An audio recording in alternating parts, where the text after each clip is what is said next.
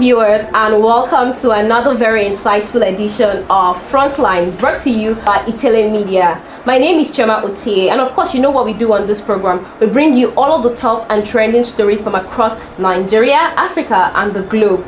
This program aims to inform and sensitize you citizens about what is happening in the country and in the world, and to also give you information on what to do in certain situations. This is going to be very interesting, and of course if you're interested in politics, if you're interested in governance, if you're interested in socio-economic activities, and of course in the affairs of the economy, this is one program you shouldn't miss out on. Like you know, we have very great conversations here, and I never get to do this alone. Today I'm joined by a very prestigious guest who I'll be diving into a serious conversation with. That is something you need to know, especially because it has to do with your rights as citizens. Without further ado, I'll let you all meet my guest and we jump right into the conversation for today. Hello and welcome to Frontline today. Thank you very much, Shama. How are you? I'm very well, thank you. How about yourself? I'm alright. It's good to have you here. I would like our viewers to meet you, so please can you introduce yourself? Yeah, so my name is Victor Tehima. I'm a civil society advocate, meaning that I work in the third sector, also known as the development sector, also known as the NGO sector. Yeah, so my work cuts across governance, youth participation and inclusion, and then also kind of elections as well. All right then, that's really important, and I'm glad that you mentioned all of this: the civil society organization, non-governmental organization, and of course the development space, because what we are talking about today is about free speech and the right to freedom of expression of citizens. And I'm going to start first by using a case study of Very Dark Man. Okay, everybody knows him as Very Dark Man, but his name is Martins Oshe, and recently he was detained unlawfully, I would say, by the Economic and Financial Crimes Commission, EFCC, for reasons that were not really known until we began to hear things like cyber stalking and stuff like that.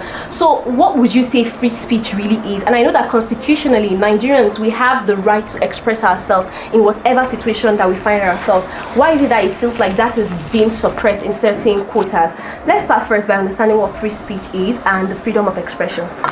So I would like to first start off by, you said he was unlawfully detained. The Martins recent trial, you said he was unlawfully detained. How was it unlawful?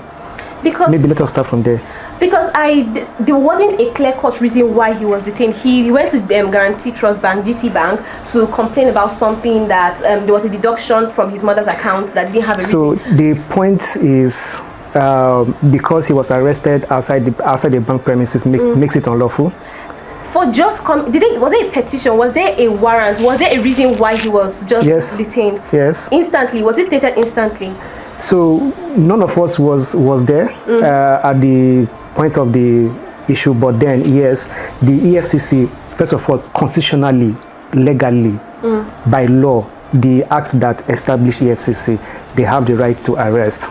Yes, there was a petition written against him, and according to even EFCC, they had actually extended invitation to him a couple of times that he didn't show up. So if you criticize the process, the manner, yes, that is understandable. But when you say it's unlawful, nobody yet can determine that it was unlawful. Okay, so that is for him. So when you say it's unlawful, it would be that he did not commit any offense. They have no case against him. They just arrested him and put him to their cells. Okay, maybe my language. Yeah, but that just, by the way, just to clear that so that people don't run with that misconception. But then going back to your question about understanding what free speech is, give me 2 minutes. Freedom of expression. Yes, give me 2 minutes. Let me break this thing down from the starting, right? There is something called human rights. Yes. Then there are fundamental human rights. Yes. Now there's also rule of law. And then what this means is that human rights means is that simply because on the basis of you being a human being, you have the right to do anything. Then when we now move into the fundamental human rights, are those rights that we consider them fundamental to the existence of human being. Right to life, right to freedom of expression, right to thought, because you're a human being, you must think, right to own properties, right to associate, and then there are other rights that really not considered fundamental, but then they're also human rights. So when it comes to freedom of speech, it is guaranteed. It's actually fundamental because you must talk, you must express yourself. Yes. But then there's something else afterwards, right? They now put, so according to laws, our laws here in Nigeria and according to our constitution, we have some offenses that are defined as defamation, libel, slander. If you say anything against me that is not correct, it's slander. If you write anything against me that is not correct, it's libel. If you say anything about me that is not just to malign my character, it becomes this kind of defamation. Now, human rights, because everybody is a human being, you have the right to do anything, right?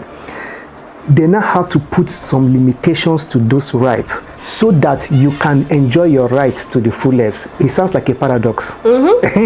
So as a human being, you have the right to steal.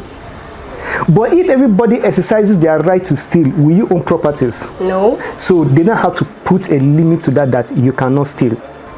So that somebody else has, so that you can own properties, I can own properties. Yes. Now, you have freedom of speech.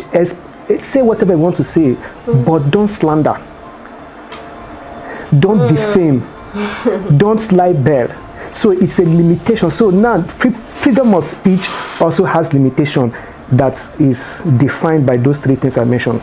So interesting, and I like the fact that you even talked about the extent to which you can get to and the extent to which you can't, because that is something a lot of people do not know. Like, I know a lot of people have not gone through the constitution to know the limits. You don't know where this is stated and all of that, but it is already constitutionally embedded. So when is it too much? When does it go out of line for somebody to do something? Because I give you another instance now. That Raya lady that trended for a bit, because the youth service corps member that talked about the president being insensitive to the current situation in Nigeria, and talked about how Lagos was smelling and stuff like that. And then she was being criticized. What was wrong there? So what was wrong is, so here now we are not debating whether she had the right to say what she wanted to say. Of course, it's to say she has that right. What maybe we'll not talk about is the manner. Yeah, I mean, so this is what I was trying to explain. You have the right to say anything, you have the right to express yourself, but you must also do it with decency. You must do it with factuality. It has to be correct. I don't think that it has to be decent in this part of the world. So where is why, like this program, like when you actually started, you introduced, say, we try to, with the aim is to inform you, to empower you with the right information, the right education about your civic rights, civic everything. So this is what this program is about. Yes. Hopefully people who watch this understand this thing, right? You have the freedom, you have to express, but in what manner? Somebody, so you work in an office, you have a boss, a line manager. Yes. Yes. So the man has the, or rather the lady or whoever the person is, has the right to, send you on errands, expect some level of, what they call it, responsibility, Okay. So the person can even send you on errand. Yes. Chairman, get me this, you go and do that. But in situations where your boss talks to you anyhow, it is his right to send you a message. But Chairman, get out, go and get me this file from this place. You don't like it. Yes. But then he has the right to say that, but then he has not exercised that right with decency. So you get offended. Yes. So the criticism, not like what she said, was not correct. Yeah, but at the same time, in what manner? In what? Well, you wouldn't blame her because she was speaking from a place of pain, and so she even got teary at some point. So here, listen to, sometimes again, let us break this conversation down again. I mean, that's her video, right? She complained about the cost of living. Everybody is facing it. So the cost of living is high. Is that why Lagos is smelling? So the environmental organizations are not doing what they ought to do. Yes. Which is still part of government. So she was not speaking.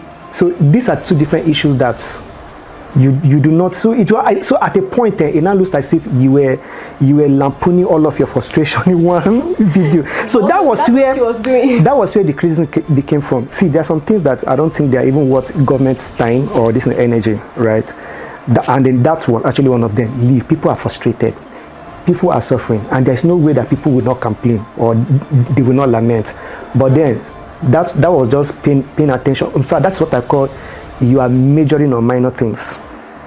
I mean, that was her frustration at the time. She's a core member, and she used to buy data for how much, and it became like double the price. She used to go to the supermarket to get certain things, and the prices skyrocketed. So she had the right to complain. I know, I agree with you that you said when you said something about certain things are not the government's business, or they're too minor for the government. But in a way, they're still connected, because removing fuel subsidy has made gold prices spike so high and everything. So it's still connected one way or the other. But then I want to go back to human rights and what we are actually talking about. So if, for instance, I am walking on the street and I see a military person comes to me now and starts to want to harass me, maybe he wants to handcuff me or he wants to do something and I don't understand what I did, what is the first line of action for me to take? Because these are the conversations we need to have so that people know what to do at every given situation, especially if it's their first time.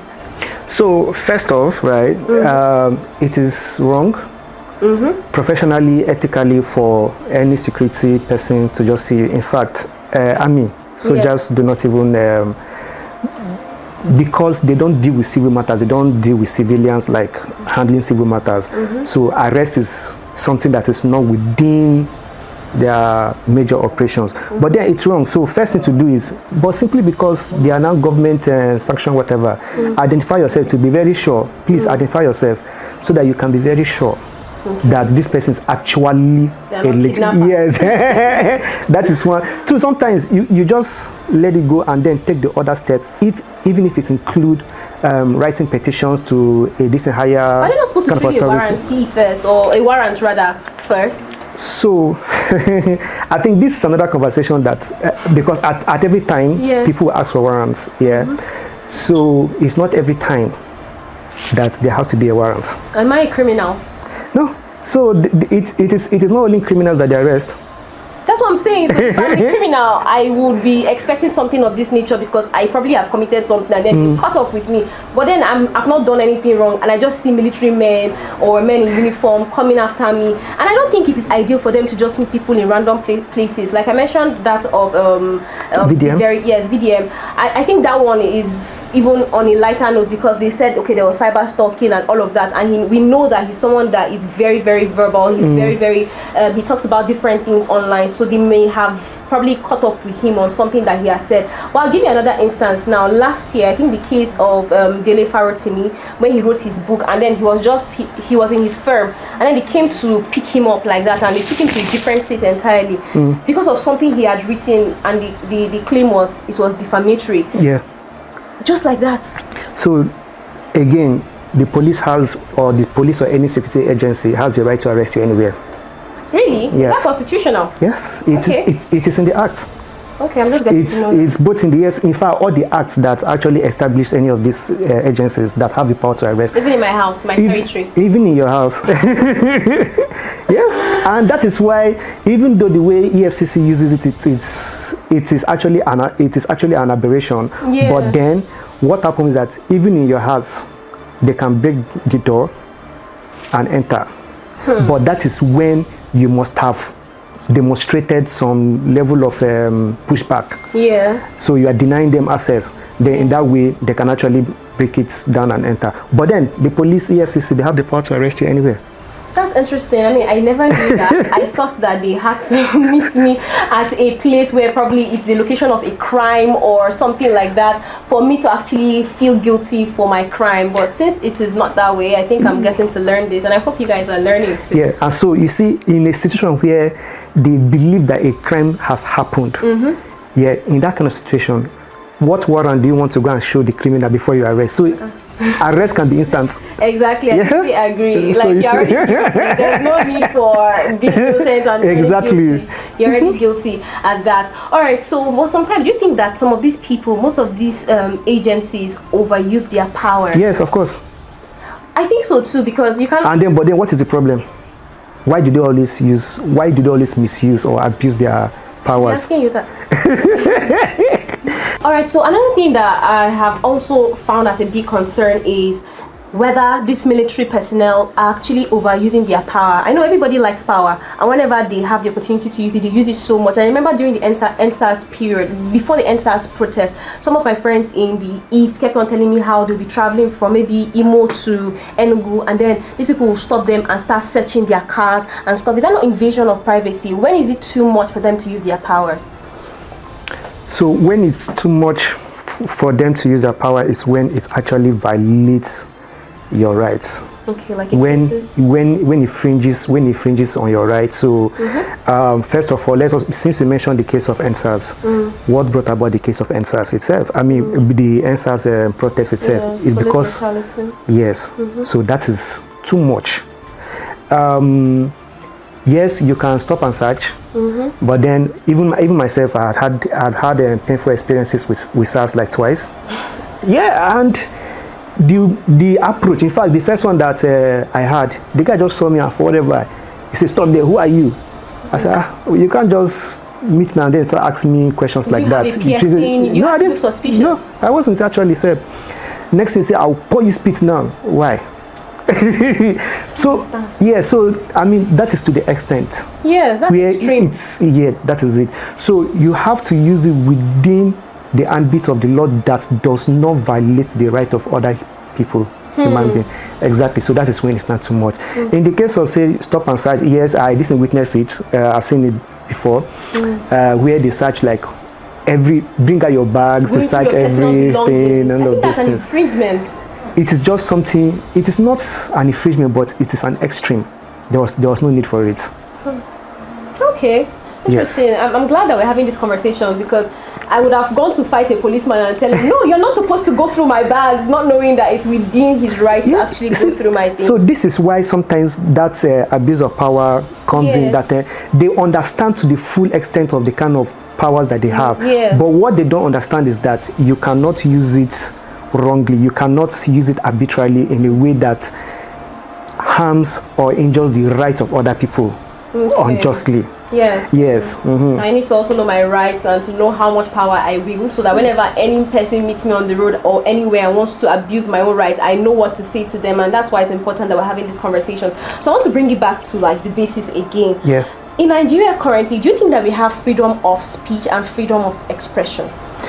You just don't have the right to criticize government. So what is the difference? I mean, what is the double standardness here? Yeah, so I don't know. So it's like we've gotten to the point, or we run a government that governments that do not take criticism, that don't understand that citizens have a right to express or maybe criticize your government in terms of policies and all of those things. If people are going through hardship, people are definitely going to complain. People know exactly why all of this. And it did start with this government in terms of suppression of people's expressions or freedom of speech. It has always been there. In fact, in this democratic era, let us forget the military. Under this person, under like Obasanjo, yes, some these media houses were closed down simply because they criticized government. It was under Obasanjo that they banned Idris Jaga Jaga song, even though that song was a wrong song to make.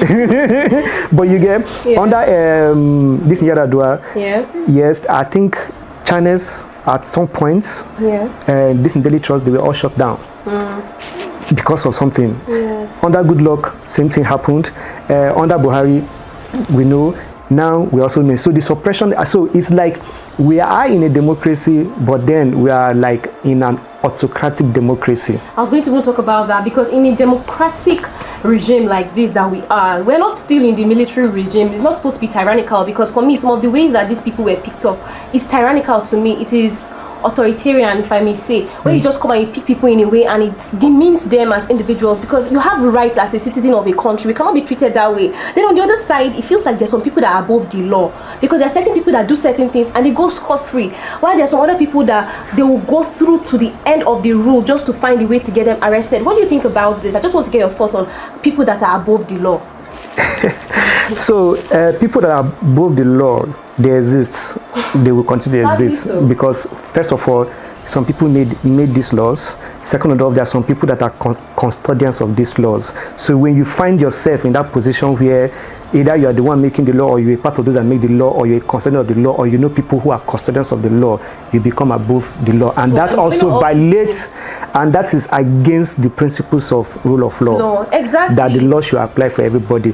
It is the imbalance of society. It is the injustice that we continue. I mean, like, I don't know how to explain it, but as much as it is wrong, I think that it seems as if we can't help it.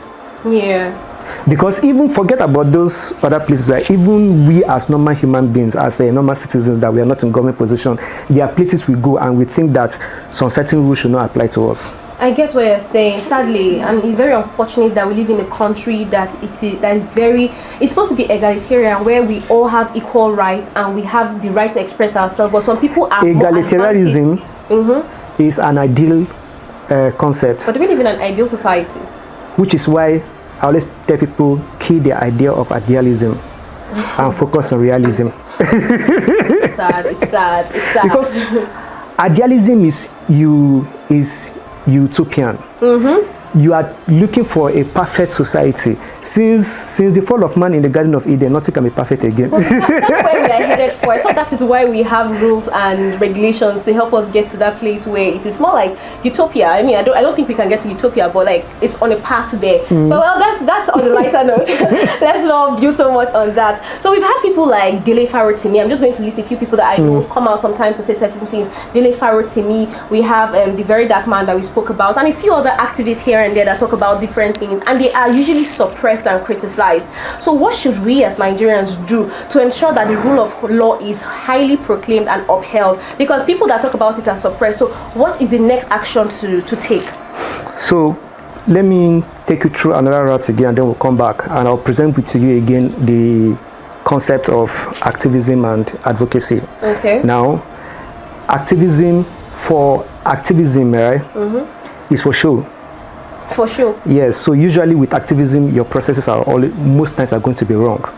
For advocacy, which they advocate, right, what they do, advocate are people that now begin to influence your laws, influence your policies. Yes. So they just do it, they don't do it from the point of aluta, they do it from the point of knowledge. You get the point. Okay. So activism for advocates is a last resort. And why I said let me bring that is because so when you see, so what I think is the process is now again, right? Yes. Is that for activism, Very Dark Man is an activist. Yes. And so most of the processes how he gets to do things, right? He's speaking on those issues, but sometimes they are not also from the point of knowledge, but it's from the point of empathy. Or sympathy rather, to say that these things are happening this way, not supposed to happen this way, let us turn it around and let us do all of these things, right? But it's not from a point of knowledge, therefore your process is now faulty. So that is where you now begin to have problems. So you are not really changing things. Yeah. Because you are not approaching it from the point of knowledge. The advocates on the other hand, they understand the issue, so those are times that they engage, they lobby to make sure that they bring about the change. For every change that you have seen, activists have not brought any change that you can point to.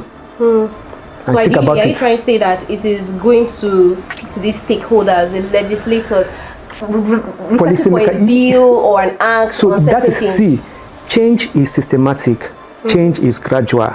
Activism that they bring, they want that the change should be instant. And so the problem with activism always is that your process is going to be faulty.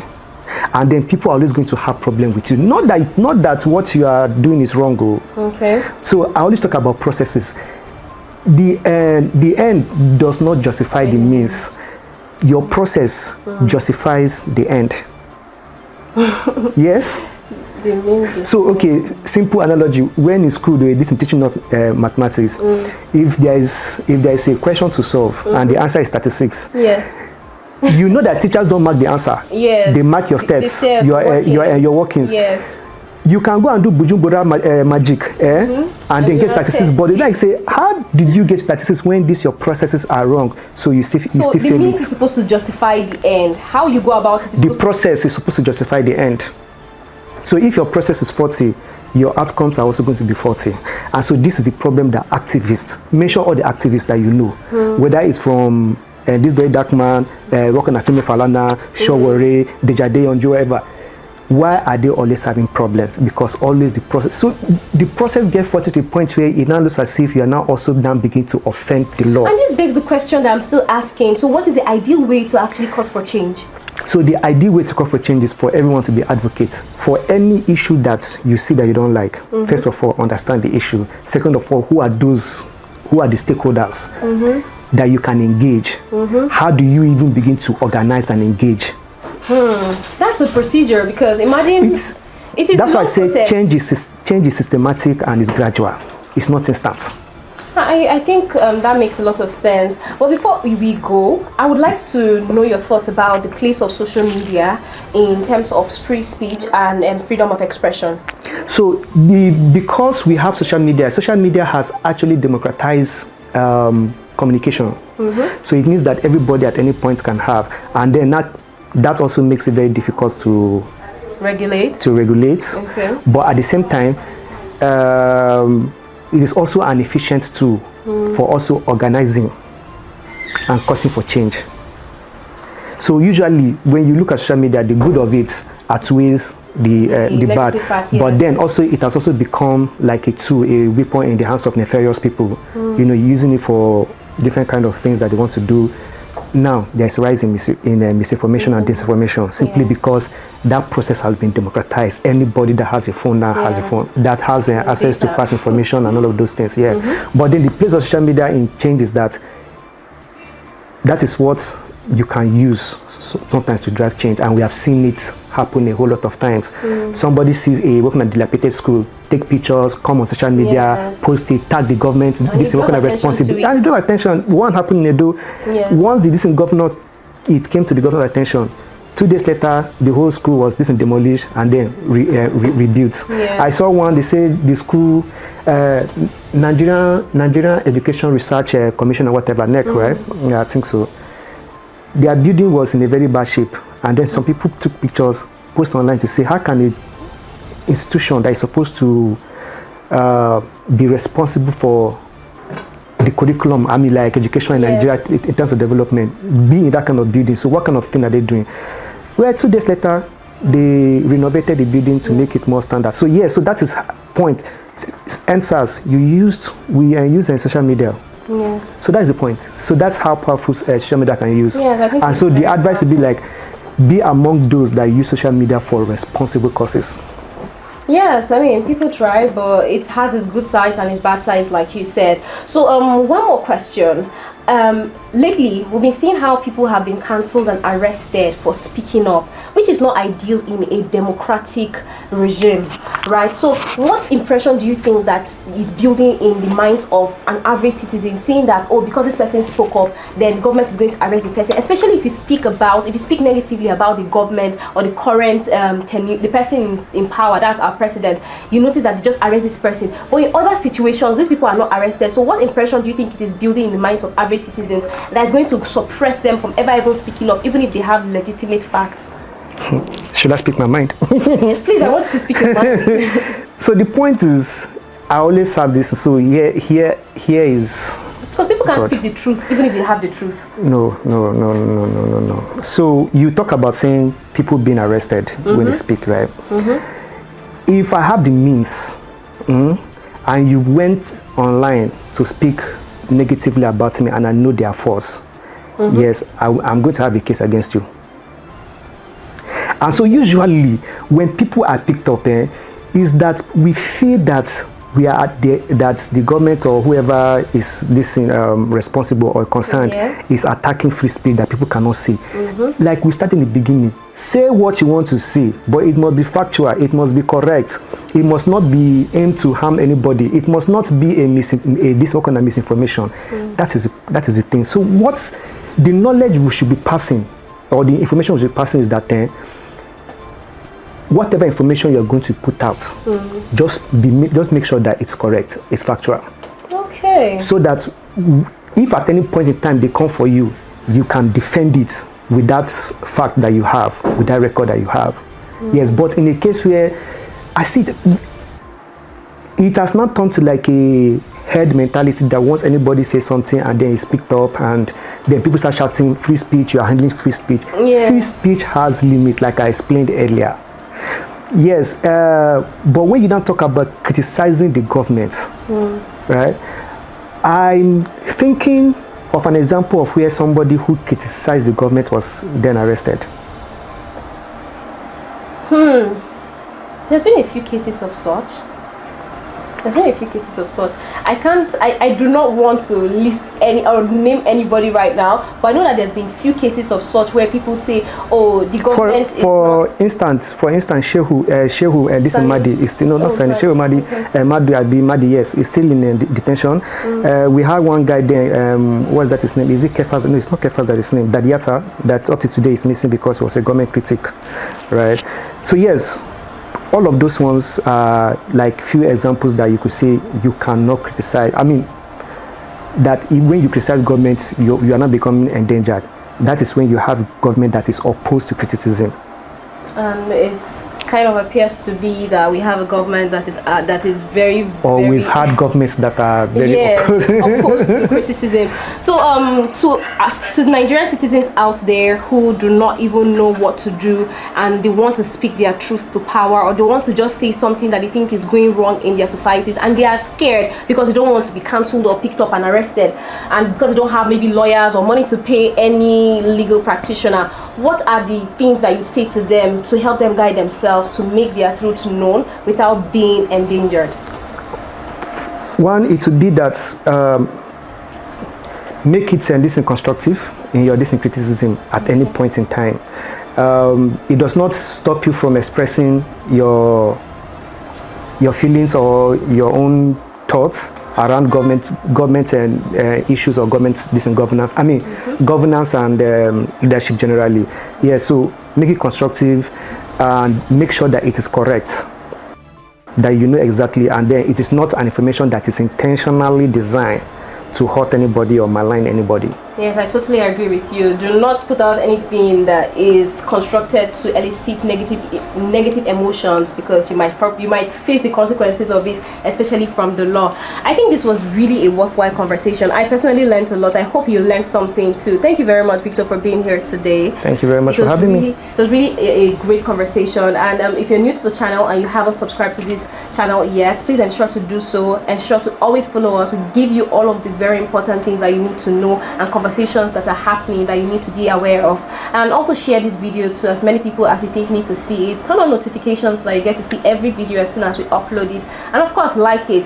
That's it for this episode. I hope that you enjoyed it. My name again is Chioma Otie, and it was great doing this today. I'll see you in the next video. Bye for now.